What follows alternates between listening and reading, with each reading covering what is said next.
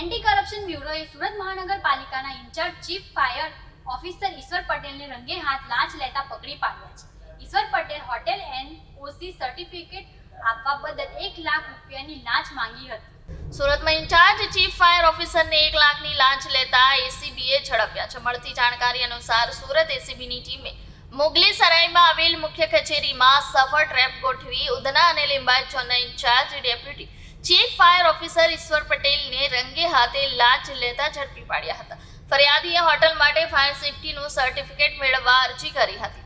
આ એનઓસી આપવાની પ્રક્રિયા પૂર્ણ કરવા માટે ઈશ્વર પટેલે 1 લાખની લાંચ માંગી હતી. ફરિયાદી આ રકમ આપવા માંગતા ન હોવાથી તેમણે એસીબીનો સંપર્ક કર્યો હતો અને એસીબીએ છટકું ગોઠવી ઈશ્વર પટેલને તેમની ચેમ્બરમાં રંગે હાથે લાંચ સ્વીકારતા ઝડપી પાડ્યા હતા.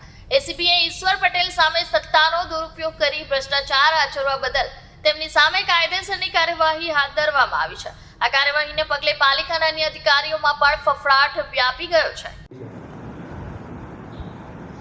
એસીબીમાં ફરિયાદ મળેલી જે મુજબ ફરિયાદીશ્રીની ફાયર વિભાગમાં હોટલની એનઓસી મેળવવા માટે અરજી કરેલી, જે હોટલની એનઓસી મેળવવાની કાર્યવાહી કરવાના આવેજ પેટે ફાયર ઓફિસમાં ફરજ બજાવતા ઈશ્વર મગનભાઈ પટેલ જેઓએ એ કાર્યવાહી કરવાના આવેજ પેટે 1 લાખ રૂપિયાની માગણી કરેલી અને તેઓ 1 લાખ રૂપિયાની લાંચ સ્વીકારતા પકડાઈ ગયેલ છે.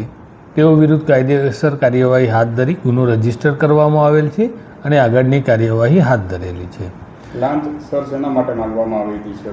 હોટલની એનઓસી મેળવવા માટે, ફાયર એનઓસી મેળવવા માટે આ લાંચની માગણી કરેલી.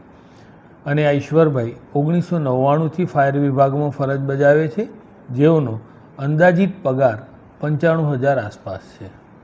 આગળની કઈ પ્રકારની કાર્યવાહી રહેશે? આગળ જે પુરાવાઓ મળશે એ આધારે અમે કાર્યવાહી હાથ ધરીશું અને એ બાબત વખતો વખત આપને પણ જણાવીશું.